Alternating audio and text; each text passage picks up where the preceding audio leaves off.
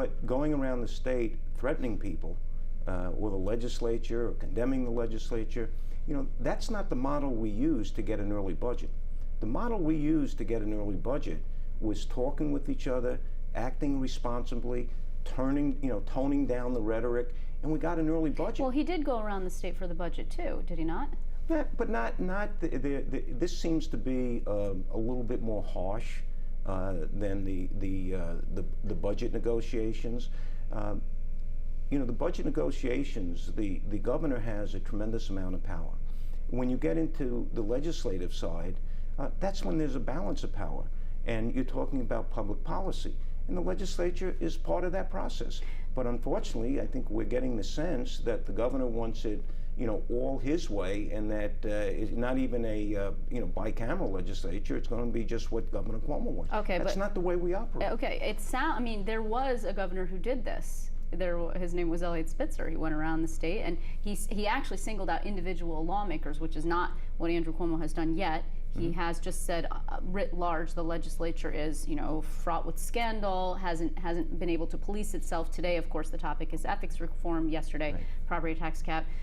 Do you believe that this is a Spitzer-esque technique? I think he's sort of moving in that direction, and it didn't work, as we saw with Governor Spitzer.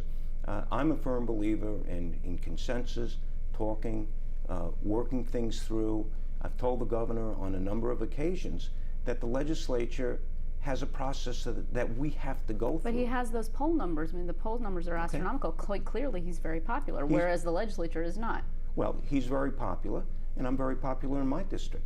Legislators run in their districts, all right? So if you ask a generic question, about the legislature, it may be somewhat negative. I think it's wrong, but it may be somewhat negative.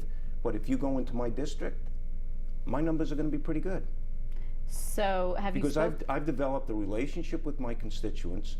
Members have done that, and there is a trust factor that we're going, in the end, to do the right thing, but we're elected to be part of the process. It's just not a dictates from the governor as to what he wants. But again, the issue here is go back to the model that we used when we passed an early budget. Okay, well, during the budget, you spent a lot of time talking about how the Senate Republicans and the governor were allied. Now it looks like that alliance might be over. Is the alliance over? Well, I don't know why, because we've passed his cap. We supported him on the budget. The number of other issues, rent, there are going to be some differences there, but we'll work our way through it.